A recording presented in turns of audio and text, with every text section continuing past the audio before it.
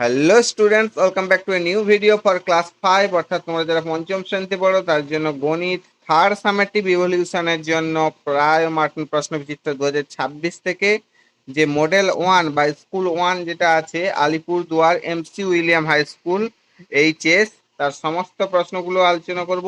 এখান থেকে প্রত্যেকটা দাগের সমাধান তোমরা পেয়ে যাবে। চলো পুরো ভিডিওটা দেখে নিই। প্রথমে দেখো, একের দাগে দেওয়া আছে, দেখো সংক্ষিপ্ত উত্তর দিতে বলেছি। কয়ের দাগে দেখো, বৃত্তের বৃহত্তম জ্যাকে কি বলে? বৃত্তের বৃহত্তম জ্যাকে ব্যাস বলে। ঠিক আছে, মনে রাখবে এটা। ক্ষয়ের দাগে দেখো, ঐকিক নিয়মে লোক সংখ্যা ও দিন সংখ্যার মধ্যে কি সম্পর্ক? তোমরা সবাই জানো নিশ্চয়ই, নির্দিষ্ট কাজের ক্ষেত্রে লোক সংখ্যা বাড়লে কি দিন সংখ্যা কম লাগে, আর লোক সংখ্যা কমলে কি দিন সংখ্যা বেশি লাগে। তাই কি হয়েছে, লোক সংখ্যা ও দিন সংখ্যা কি সম্পর্ক হবে? ব্যস্তানুপাতিক সম্পর্ক হবে, অর্থাৎ একে অপরের বিপরীত। এবারে গয়ের দাগে দেখো, গোলকের বক্রতল কটি? গোলকের বক্রতল একটি বক্রতল আছে। গোলকের উদাহরণ কি? একটা ফুটবল ধরো, একটা ফুটবলের কটা বক্রতল আছে? একটাই বক্রতল আছে। দুটি মৌলিক সংখ্যার গসাগু কত? ঘয়ের দাগের কোশ্চেন দেখো, দুটি পৃথক মৌলিক সংখ্যার গসাগু 1। এটা নিশ্চয়ই সবাই জানো, আগের যে সামেটিভ ইভলিউশনের সময়ও পড়েছো। উয়ার দাগে দেখো, 3 টাকা 5 পয়সা সমান কত টাকা? 1 টাকা সমান আমরা জানি 100 পয়সা, অর্থাৎ 5 পয়সা মানে কি 0.05 টাকা। আর 3 টাকা 5 পয়সা মানে কি 3.05 টাকা হবে। মানে 100 পয়সা তো 1 টাকা, তাহলে 3 টাকা 5 পয়সা মানে কি 5 পয়সা বলি। যদি 50 পয়সা বলতো তাহলে 0.5 হতো। যেহেতু 5 পয়সা বলেছি তাহলে 0.5 হবে। ঠিক আছে, 3.05 টাকা। আশা করি বুঝতে পেরেছো। না বুঝতে পারলে অবশ্যই কমেন্টে জানাবে। চয়ের দাগে দেখো, 45-এর 7 কে মিশ্র ভগ্নাংশে পরিণত করতে বলেছে। এগুলো আগের যে সেমের সামেটিভ ইভলিউশনের সময় তোমরা করেছো। কি করতে হবে? পূর্ণতে করতে হবে। 45-কে তাহলে কি করব? 7 দিয়ে ভাগ করব। 7 6 গুণে 42, অর্থাৎ 6টা পূর্ণতে গেল।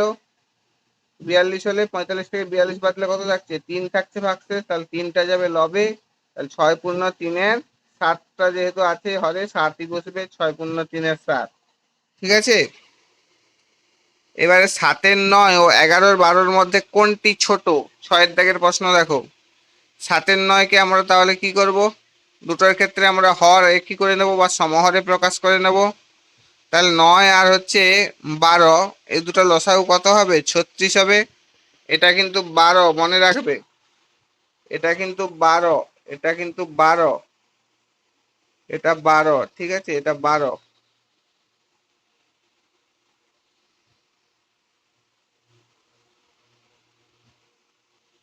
এবারে বলছে 9 আর 12 কি হবে? কোশ্চেনে আছে, দেখবে 9 আর 12 লসাগু করে নেব, কত হবে? 36 হবে। তাহলে দুটোর হরকেই 36 করতে হবে। তাহলে 9 কত গুণে 36? 9 4 গুণে 36। 7-এর 9-এর ক্ষেত্রে দেখো, তাহলে 9 4 গুণে 36 হলে তাহলে 7কে মানে অর্থাৎ লবে যেটা আছে তাকেও 4 দিয়ে গুণ করতে হবে। 7 4 গুণে 28, তাহলে 28-এর 36 হলো। সেম ভাবে হচ্ছে 11-র 12-কেও হচ্ছে সমহরে প্রকাশ করে নেব। 36 যেহেতু হর করতে হবে, হরে কত আছে? 12 আছে। 12 কত গুণে 36? 12 3 গুণে 36। লবটাকেও সেম ভাবে 3 দিয়ে গুণ করব। 11 3 গুণে 33। তাহলে 7-এর 9-কে হলো কত? 28-এর 36 হলো। আর 11-র 12 কত হলো? 33-এর 36 হলো। এইবারে দেখো, হর যেহেতু সমান হয়ে গেছে, তাহলে সে লবটাকে তুলনা করলে কোনটা ছোট কোনটা বড় পেয়ে যাব। তাহলে কোনটা ছোট? 28-এর 36টা নিশ্চয়ই ছোট। মানে কোনটা ছোট হবে? 7-এর 9টা ছোট হবে। তাহলে 7-এর 9 লেস দেন 11-র 12। ঠিক আছে, অতএব 7-এর 9 ছোট। এর বোর্ড কাজের থেকে কোশ্চেন দেখো, চিত্রলেখ কাকে বলে? ছবি বা প্রতীকের সাহায্যে কোনো তথ্যকে সহজে প্রকাশ করাকে চিত্রলেখ বলে।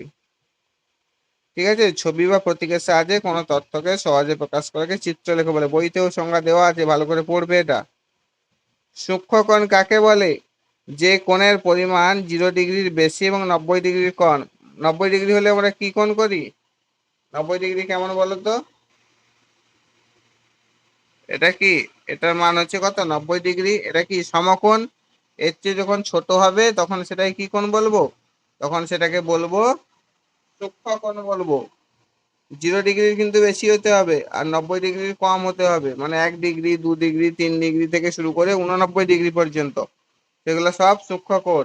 উদাহরণ কি কি দেওয়া আছে, যেমন 30 ডিগ্রি, 45 ডিগ্রি, 60 ডিগ্রি ইত্যাদি। ঠিক আছে, নিয়ত দাগে দেখো ঘনকের একটি উদাহরণ দাও।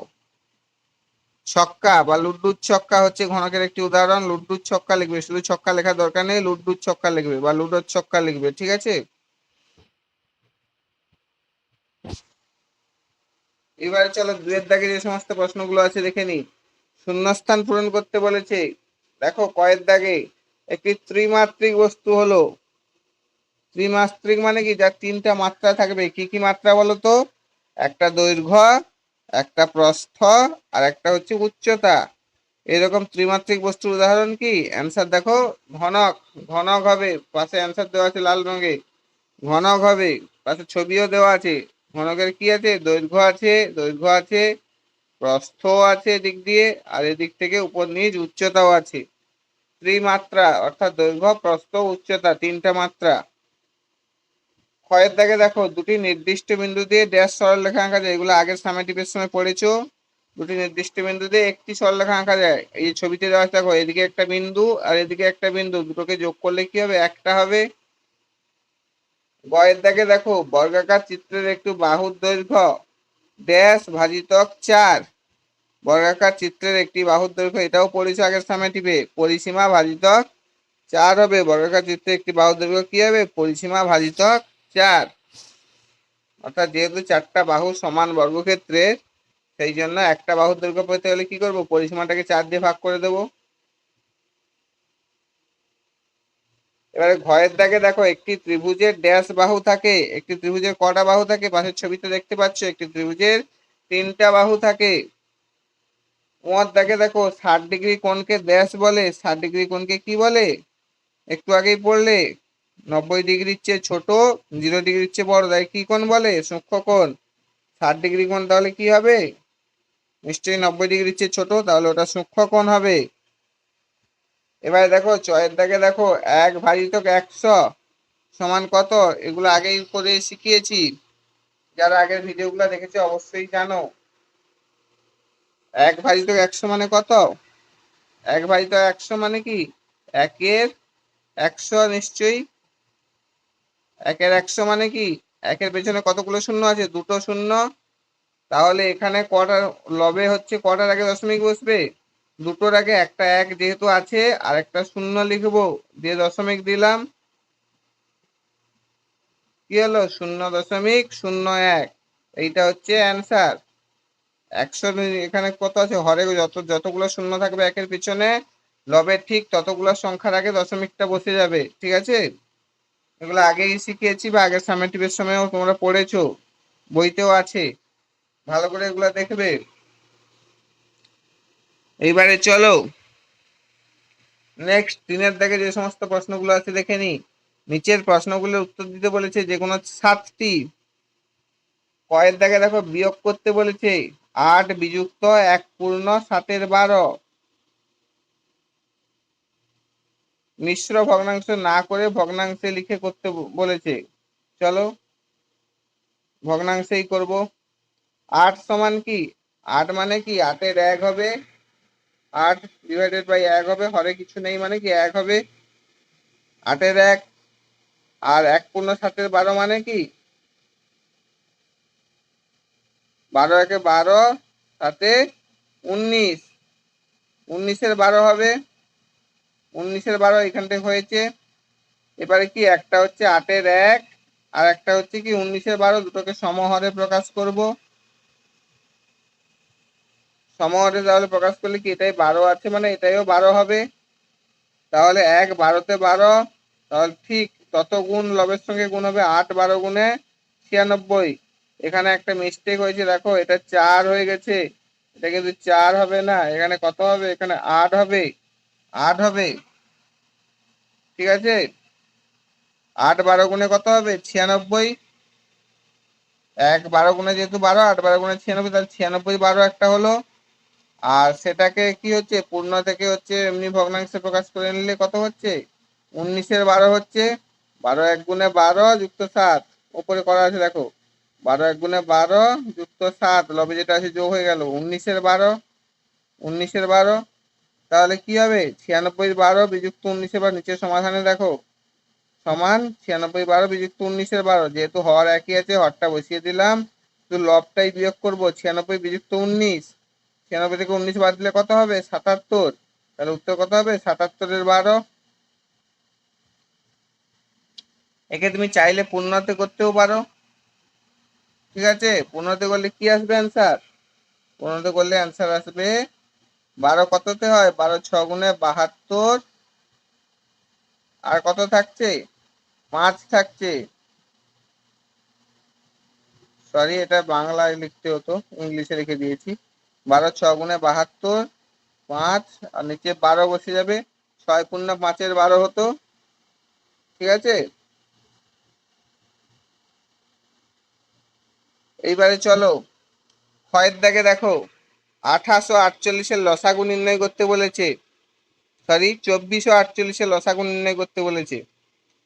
24-এর গুণিতক গুলা কি কি হবে দেখে নি, 24 হবে, 48 হবে, 72 হবে, 96 হবে, 120 হবে। গুণিতক কিভাবে নির্ণয় করে নিশ্চয়ই জানো, 24 এক গুণে 24, 24 দুগুণে 48, 24 তিন গুণে 72, 24 চার গুণে 96, 24 পাঁচ গুণে 120, এইভাবে।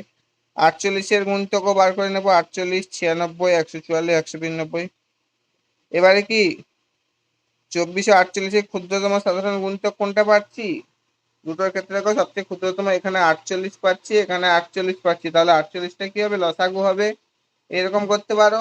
অথবা তোমরা এইভাবে লসাগু করতে পারো, কিরকম ভাবে বলতো, যেমন ভাবে করে 24 আর 48 লিখে এরকম ভাবে যে করে 2 12 গুণে 24, 2 24-এ 48, আবার এরকম করতে পারো 2 6 গুণে 12, 2 2 12 গুণে 24, আবার এইরকম ভাবে 2 3 গুণে 6, 2 6 গুণে 12, আবার 3 1 গুণে 3, 3 2 গুণে 6, এরকম করে করে এই সাইডের এই সাইডের এই সাইডের আর নিচে যতগুলো থাকবে সবগুলাকে গুণ করে দেবে, লসাগু আসবে 48, ঠিক আছে। এইভাবে লসাগু করে নিশ্চয়ই জেনে থাকবে তোমরা, আর যদি না করতে পারো তো কমেন্টে জানিও, অবশ্যই আমি শিখিয়ে দেবো। আর নয়তো এই একটা প্রসেস আছে গুণিতক বার করে সবচেয়ে ক্ষুদ্রতম যে কমন গুণিতকটা, অর্থাৎ একই যে গুণিতকটা, সেটাই হচ্ছে লসাগু। এবারে গয়ের দাগে চলো দেখি, একটি খাতা কিনে 20 টাকা দিলে দোকানদার তোমায় 4 টাকা 50 পয়সা বা 4.50 টাকা ফেরত দিলে, খাতাটির দাম কত, তাহলে কি করতে হবে নিশ্চয়ই বিয়োগ করতে হবে। কত টাকা দিয়েছিলে 20 টাকা দিয়েছিলে, ফেরত কত পেয়েছো 4 টাকা 50 পয়সা, খাতার দাম তাহলে কি করে বের করবে, দেওয়া টাকা বিযুক্ত ফেরত পাওয়া টাকা, তাহলে 20 টাকা, পয়সা যেহেতু কিছু নেই শূন্য শূন্য পয়সা লিখে দিলাম, আর 4 টাকা 4.50 টাকা মানে কি 4 টাকা 50 পয়সা, তাহলে 4 টাকার ঘরে বসলো আর 50 পয়সার ঘরে বসলো, যেমন বিয়োগ করে শূন্য থেকে শূন্য বাদ দিলে শূন্য, এখানে শূন্য আছে 5 বাদ দেওয়া যাচ্ছে না, 1 ধার করলাম, 10 থেকে 5 বাদ দিলে 5। এবারে টাকার ঘরে এলাম, এখানে কত আছে 9 আছে, 9 থেকে 4 বাদ দিলে কি 5 হবে, আর এখান থেকে 1 ধার করে নিয়েছিলাম মানে কত আছে 1 আছে, তাহলে 15 টাকা 50 পয়সা। খাতার দাম কত 15 টাকা 50 পয়সা, ঠিক আছে। এবারে চলো 3-এর দাগে দেখো ঘয়ে 4 দিনে 500টি যন্ত্রাংশ তৈরি হয়, 12 দিনে কতগুলি যন্ত্রাংশ তৈরি হবে।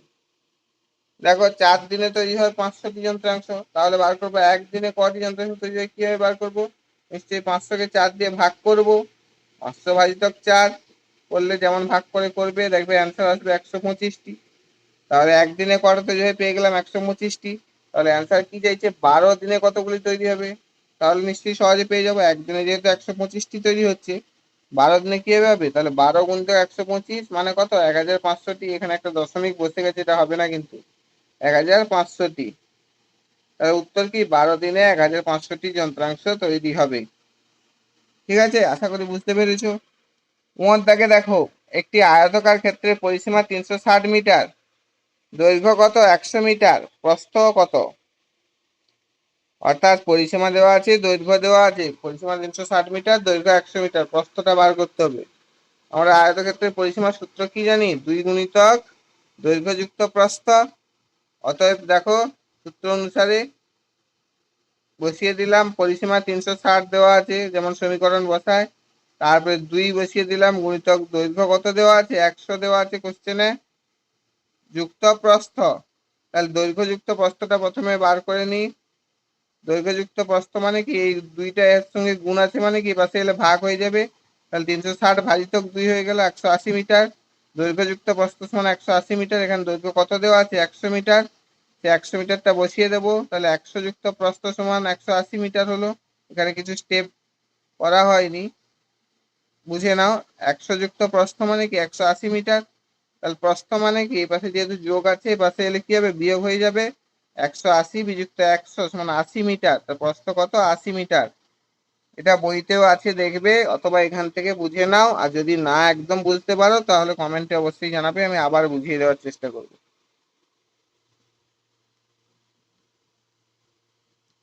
এবার দেখো চয়ের দাগে স্থানীয় মানে বিস্তার করতে বলেছে। 449.56 বা 449.56, 56 বলবে না, 56 বলবে সবসময়। সমাধান দেখো কিভাবে আছে। 4 কার ঘরে আছে? 449-এর প্রথম 4 শতকের ঘরে আছে, দ্বিতীয় 4 দশকের ঘরে আছে, তারপরে 9 এটা হচ্ছে এককের ঘরে আছে। আর দশমিকের পরে যেটা আছে কি বলছে? দশমাংশ একটা 5 আর শতাংশতে 6। তাহলে কি করব? যেহেতু প্রথম 4টা শতকের ঘরে আছে মানে কি 400 বসবে, যুক্ত দ্বিতীয় 4টা কোথায় আছে? দশকের ঘরে আছে, তাহলে কি বসবে? 40 বসবে, যুক্ত এককের ঘরে 9 আছে, তাহলে এমনি 9 বসবে, যুক্ত দশমাংশ দশমিকের ঘরে 5 আছে, তাহলে কি 0.5। তারপরে শতাংশ দশমিকের পরে শতাংশের ঘরে 6 আছে মানে কি 0.06। তাই তো? বা তোমরা এটাকে এরকম ভাবেও লিখতে পারো, 9 যুক্ত 0.5কে 5-এর 10 হিসেবে লিখতে পারো, আর 0.06কে 6-এর 100 হিসেবে লিখতে পারো। ঠিক আছে? ওটা লিখলেও ঠিক, এটা লিখলেও ঠিক, যেটা মনে হয় সেটাই লিখবে। 5-এর 10 আর 6-এর 100 করতে পারো। এবারে 3-এর দাগে 6-এ দেখো বাহু ভেদে ত্রিভুজের শ্রেণী বিভাগ লিখতে বলেছে। চলো দেখে নি। বাহুর দৈর্ঘ্যের ভিত্তিতে ত্রিভুজকে 3 ভাগে ভাগ করা যায়। একটা হচ্ছে সমবাহু ত্রিভুজ, একটা হচ্ছে সমদ্বিবাহু ত্রিভুজ, একটা হচ্ছে বিষমবাহু ত্রিভুজ। সমবাহু ত্রিভুজ কি? যে ত্রিভুজের 3টি বাহুর দৈর্ঘ্য সমান। পাশে একটা ছবি দেওয়া আছে, এটা একটা সমবাহু ত্রিভুজের মতনই ছবি, দেখতে পাচ্ছ? 3টা বাহুই সমান হবে। সমদ্বিবাহু ত্রিভুজটা কেমন হয় বলতো? যার দুটো বাহু সমান, অর্থাৎ তার একটা কোণ সমকোণ হবেই, এরকম হবে। অর্থাৎ এইটা অতিভুজ বা এটা সবচেয়ে বড় বাহু, আর এই দুটো বাহু, এই বাহুটা আর এই বাহুটা সমান হবে। আর বিষমবাহু ত্রিভুজ কেমন হয় বলতো? কোনগুলা বাহু তার সমান নয়, এরকম ভাবে কোনগুলা বাহু তার সমান হবে না। ঠিক আছে?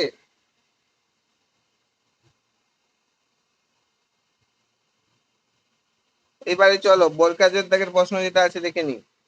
যোগ করতে বলেছে 307.50 যুক্ত 32.76 টাকা। যেমন যোগ করে টাকা পয়সা লিখে তেমন ভাবেই করবে। 307 টাকার ঘরে বসলো, 50 পয়সার ঘরে বসলো, যুক্ত 32 টাকার ঘরে বসলো, 76 পয়সার ঘরে বসলো, যেমন যোগ করে।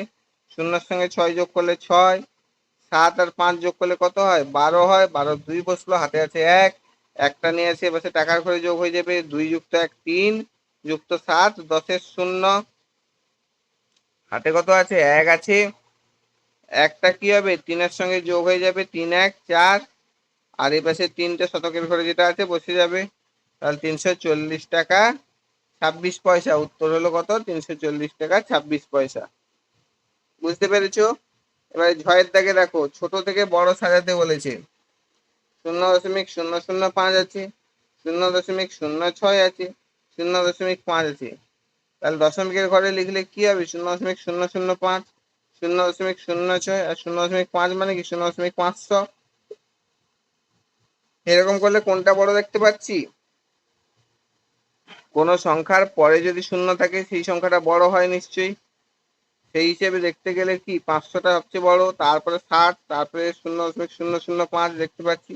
অথবা তোমাদের আগে যেটা শিখিয়েছিলাম যে 0.005 মানে কি 5-এর 1000 হবে, 0.06 মানে কি 6-এর 100 হবে, 0.5 মানে কি 5-এর 10 হবে। সেই রকম ভগ্নাংশ করেও করতে পারো। আগের ভিডিওগুলো দেখে আসতে পারো, আগের সামেটিভের সময় শিখিয়েছিলাম যারা দেখোনি। তাহলে এখানে বড় দেখতে পাচ্ছি 0.500 বা 0.5 যেইটা আছে দশমিকে করে নিলে, দশমিকের ঘরটাকে সমান করলে 0.06 মানে কি 0.060 আর 0.005 মানে 0.005। তাহলে এখানে বড় দেখতে পাচ্ছি 0.05, আর এখানে কি বলেছে ছোট থেকে বড় সাজাতে বলেছে। তাহলে ছোট সবচেয়ে কোনটা 0.005, তাহলে 0.005 আগে বসে গেল। এইবারে এর চেয়ে হচ্ছে গ্রেটার দেন কোনটা 0.06, এটা বসে গেল। এর চেয়ে বড় কোনটা 0.500 বা 0.5, 0.5 বসে যাবে। যে উত্তর কিন্তু এইটা করে আসবে, এইটা করবে না, এটা জাস্ট ঘর সমান করা বোঝার জন্য। উত্তরে এইটা করে আসবে 0.005, তারপরে এই চিহ্নটা দেবে 0.06, তারপরে এই চিহ্নটা দেবে দিয়ে 0.5। ঠিক আছে। এবারে চলো ইয়র দাগে সমান্তরাল সরলরেখা কাকে বলে।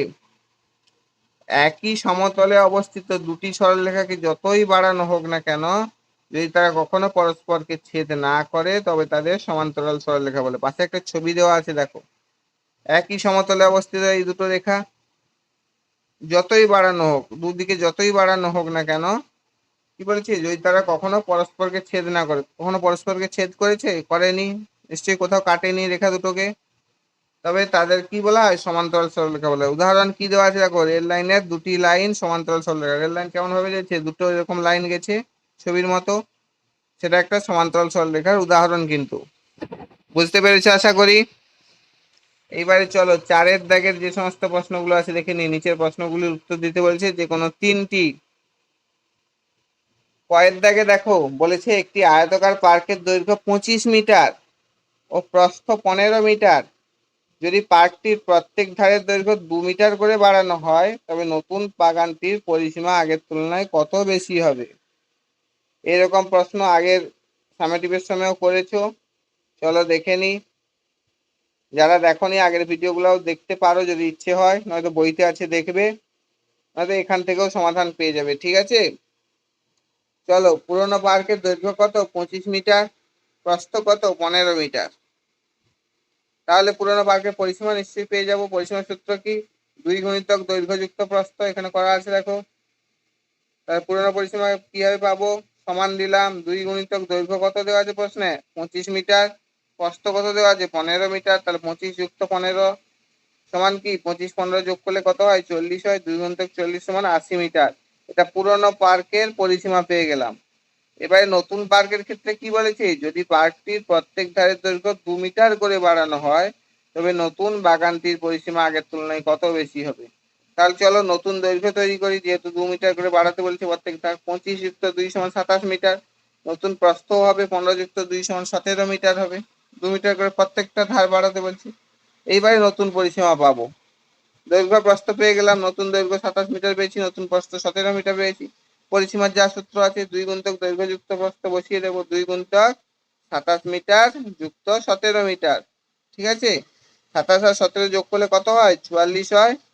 2 গুণিতক 44 সমান কি 88 মিটার। তাহলে নতুন পার্কের পরিসীমা পেয়ে গেলাম 88 মিটার। তাহলে প্রশ্নে কি চেয়েছে, নতুন বাগানটির পরিসীমা আগের তুলনায় কত বেশি হবে। তাহলে কিভাবে পাবো, নিশ্চয়ই বিয়োগ করে দিলে পেয়ে যাবো। পুরোনোটা 80 মিটার পেয়েছিলাম, নতুনটা 88 মিটার পেয়েছি।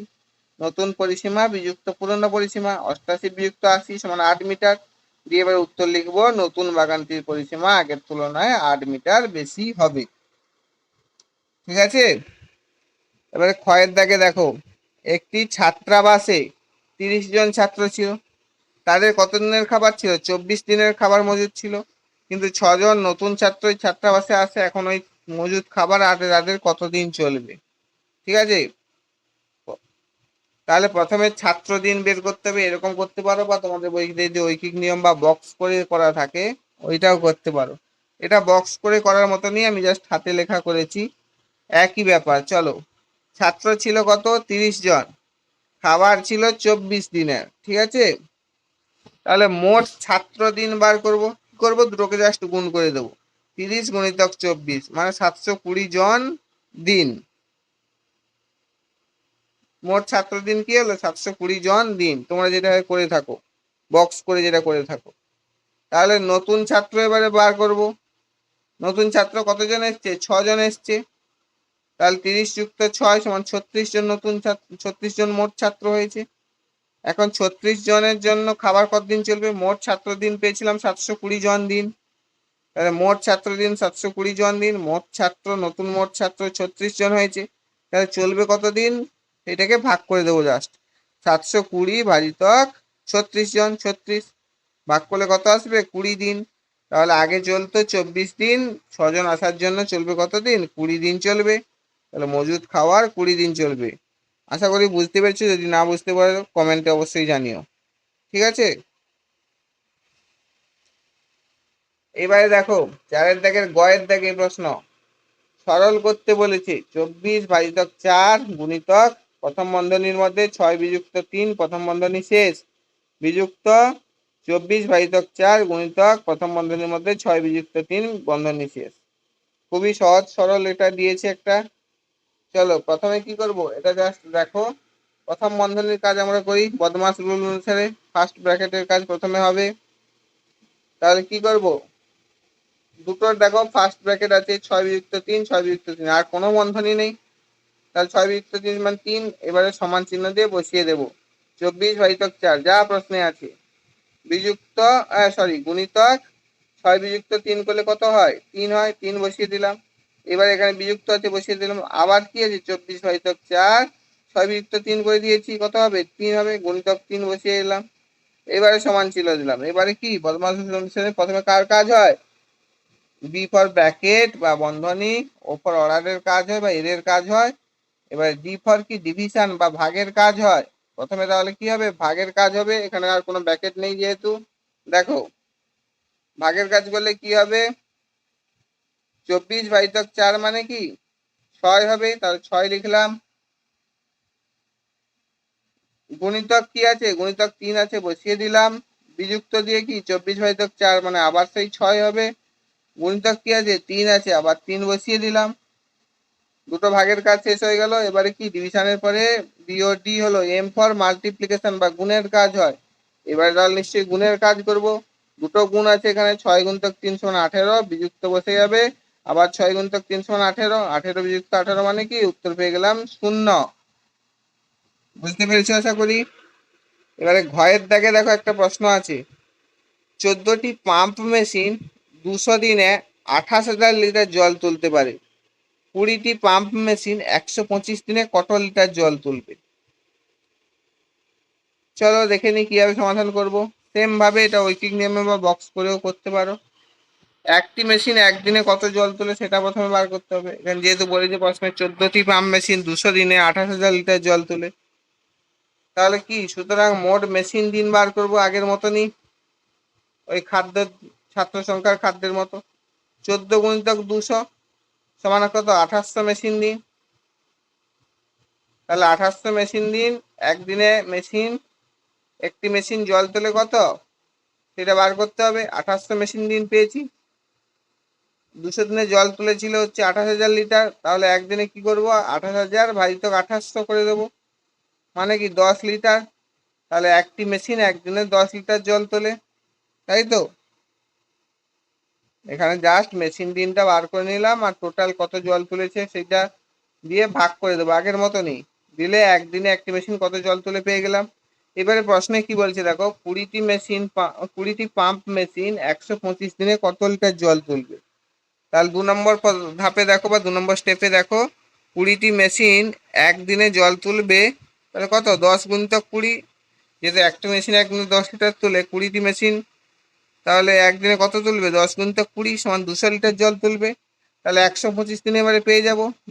20টি মেশিন 125 দিনে জল তুলবে, 200 গুণিতক 125 সমান 25,000 লিটার। তাহলে উত্তর পেয়ে গেলাম 20টি পাম্প মেশিন 125 দিনে 25,000 লিটার জল তুলবে। এইভাবে যদি বুঝতে না পারো অবশ্যই কমেন্টে জানাবে, আমি তাহলে অন্যরকম ভাবে তোমাদের বুঝিয়ে বলার চেষ্টা করবো আরো সহজ ভাবে। ঠিক আছে, এটা একটু দেখে বুঝবে, খুবই সহজ কিন্তু খুব একটা কঠিন নেই। এবারে দেখো 5-এর দাগে যে সমস্ত প্রশ্নগুলো আছে, যে কোনো দুটি প্রশ্নের উত্তর দিতে বলেছে। 5-এর দাগের কয়ে দেখো, সমকোণী ত্রিভুজ কাকে বলে চিত্র সহ লিখতে বলেছে। দেখো উত্তরটা দেখে নিই। যে ত্রিভুজের একটি কোণের পরিমাণ 90 ডিগ্রি তাদের সমকোণী ত্রিভুজ বলে, অর্থাৎ একটি কোণ 90 ডিগ্রি হবে। এখানে ছবিতে দেওয়া আছে দেখো, এ বি সি, এই ত্রিভুজের এ বি সি, এই বি কোণটা কত, বা কোণ এ বি সি কত, 90 ডিগ্রি। অর্থাৎ যে ত্রিভুজের একটি কোণের পরিমাণ 90 ডিগ্রি তাকে সমকোণী ত্রিভুজ বলে। খুবই সহজ, বইতেও আছে বা এখান থেকে পড়ে নিও। উদাহরণ কি, ত্রিভুজ এবিসি একটি সমকোণী ত্রিভুজ, তার কোণ এবিসি হচ্ছে 90 ডিগ্রি। কোণের চিহ্ন কিন্তু এরকম এরকম দিয়ে লিখে আসবে, কোণ এবিসি সমান 90 ডিগ্রি, তবেই পুরো নম্বর পাবে। ছবি এঁকে এরকম ভাবে পুরো লিখে আসবে কিন্তু। এবারে ক্ষয়ের দাগে দেখো, 4 সেমি ব্যাসার্ধের একটি বৃত্ত আঁকো। বৃত্তটির ব্যাস, কেন্দ্র, জ্যা চিহ্নিত করতে বলেছে। চলো প্রথমে 4 সেমি, যেমন পেন্সিল কম্পাসে মাপ নেয়, 4 সেন্টিমিটার স্কেল ধরে একটা রেখা টেনে মাপ নিয়ে নেবে, দিয়ে মাঝখানে কেন্দ্রতে বসিয়ে হচ্ছে 4 সেমি ব্যাস ঘোরাবে। ঠিক আছে, দিলে একটা বৃত্ত আঁকা হয়ে গেল 4 সেমি ব্যাসের। এইবারে কি করবে, এইবারে হচ্ছে দেখো বৃত্তের ব্যাসার্ধ কত, 4 সেমি, মানে 4 সেমি কি ব্যাসার্ধ, মানে এই কেন্দ্র থেকে যেহেতু ঘোরাচ্ছ পেন্সিল কম্পাস, তাহলে এইখান থেকে নিশ্চয়ই এতটুকুর দৈর্ঘ্য, মানে ও থেকে বির দৈর্ঘ্য বা এ থেকে ওর দৈর্ঘ্যটাই হচ্ছে ব্যাসার্ধ। তাহলে বৃত্তের ব্যাসার্ধ কত, 4 সেমি ঘুরিয়েছো তুমি। বৃত্তের ব্যাস কত হবে, তার ব্যাস মানে কি এ থেকে বি এতটাই, ব্যাস কত হবে, তাহলে 2 গুণিতক ব্যাসার্ধ হবে, মানে 2 গুণিতক 4 সমান 8 সেন্টিমিটার। তাহলে কি কি এখানে আছে চিহ্নিত করেছি, কি কি বলতো। কোশ্চেন বলতে দেখো, বৃত্তটির ব্যাস, কেন্দ্র, জ্যা চিহ্নিত করতে। কেন্দ্র আমরা জানি, যেখানে পেন্সিল কম্পাসের কাঁটা বসিয়ে ঘুরিয়েছিলে সেটা কেন্দ্র, ও হবে। আর ব্যাস কোনটা হবে, এ বি, এখান থেকে এইটা 8 সেন্টিমিটার। এখানে নিচে লেখা আছে দেখো, এ বি কেন্দ্রের মধ্য দিয়ে গেছে, তাই এটি ব্যাস। অর্থাৎ যেটি কেন্দ্রের মধ্য দিয়ে যে রেখাটা যাবে, বা এদিক থেকে টানলেও কেন্দ্রের মধ্য দিয়ে যেন যায় সেটাই হবে ব্যাস, বা যে কোনো দিক থেকে টানতে পারো, কেন্দ্রের মধ্য দিয়ে যেন যায় সেটাই হবে ব্যাস। ঠিক আছে। আর সিডি হচ্ছে পরিধির দুটি বিন্দু যুক্ত করেছে এবং কেন্দ্রের মধ্য দিয়ে যায়নি, তাই এটি যায়। আর যে কোনো দিক থেকে টানতে পারো, এই দিক থেকে, এই দিক থেকে, এই দিক থেকে, এরকম সিডি এরকম ভাবে। অর্থাৎ যেটা এই কেন্দ্র বিন্দুর মধ্য দিয়ে যেটা যাবে না, অথচ দুটি প্রান্তকে যুক্ত করবে, সেটা হবে জ্যা। ঠিক আছে, এখানে জ্যা তাহলে কি সিডি জ্যা এঁকেছি আমি, তোমরা ওইভাবে আঁকবে। ঠিক আছে, আশা করি বুঝতে পেরেছো। কেন্দ্রটা হবে যেখানে কাঁটা ঘুরিয়ে বসিয়েছিলে, সেখানে হচ্ছে ও। ব্যাস কি, যেটা কেন্দ্রবিন্দুর মধ্য দিয়ে দুটো প্রান্তকে যুক্ত করবে, সেটা ব্যাস। আর জ্যা কি, কেন্দ্রবিন্দুর মধ্য দিয়ে না গিয়ে দুটো প্রান্তকে যুক্ত করবে, সেই দিক দিয়ে টানতে পারো, এদিক দিয়ে টানতে পারো, এদিক দিয়ে টানতে পারো, যেন ওকে না, ওর মধ্য দিয়ে না যায়। ঠিক আছে। এইবারে দেখো গড় দাগে, ঘন বস্তু কাকে বলে উদাহরণ দিতে বলেছে। যে বস্তুর দৈর্ঘ্য, প্রস্থ, উচ্চতা 3টি মাত্রা আছে তাকে ঘনবস্তু বলে। একটু আগে শর্ট কোশ্চেনে পড়েছিল, একটি ত্রিমাত্রিক বস্তু হলো ড্যাশ, অর্থাৎ যার 3টা মাত্রা আছে, দৈর্ঘ্য, প্রস্থ, উচ্চতা, তাকেই কি বলছে, তাকেই ঘনবস্তু বলছে। পাশে কিছু ছবি দেওয়া আছে, উদাহরণ দেখো, উদাহরণ দিতে বলছে। বই হতে পারে, যার দৈর্ঘ্য আছে, প্রস্থ আছে, উচ্চতা এইটুকু আছে। ইট হতে পারে, তারও দৈর্ঘ্য আছে, এদিক, সরি, এদিক থেকে হচ্ছে প্রস্থ আছে, আর এদিক থেকে উচ্চতা আছে। বাক্স হতে পারে, এর দৈর্ঘ্য আছে, প্রস্থ আছে, উচ্চতা আছে। আর ঘনবস্তুর 3টি মাত্রা মনে রাখবে সবসময়, দৈর্ঘ্য বা যাকে লম্বা বলছে, প্রস্থ বা যাকে চওড়া বলছে, উচ্চতা বা উঁচুকে বলছে। ঠিক আছে, আশা করি বুঝতে পেরেছো। না বুঝতে পারলে কমেন্টে জানিও। Thank you for watching. পুরো ভিডিওটা মনোযোগ সহকারে দেখার জন্য এইটুকু পর্যন্তই। যদি ভালো লেগে থাকে অবশ্যই একটা লাইক করে দিও, আর বন্ধুদের এবং কাছের মানুষদের শেয়ার করো। আর কোনো কিছু বুঝতে না পারলে বা কোথাও যদি অসুবিধা থাকে কমেন্টসে অবশ্যই জানাবে, আমি আবার বোঝানোর চেষ্টা করব। আর সাবস্ক্রাইব করে প্লিজ বেল আইকনটা প্রেস করে দাও। অনেকেই ভিডিও দেখো, সাবস্ক্রাইব করো না, সাবস্ক্রাইব করে দাও। সাবস্ক্রাইব করে দিলে তোমাদের কাছে খুব তাড়াতাড়ি পরবর্তী ভিডিওগুলো পৌঁছে যাবে। ঠিক আছে, থ্যাংক ইউ, টাটা।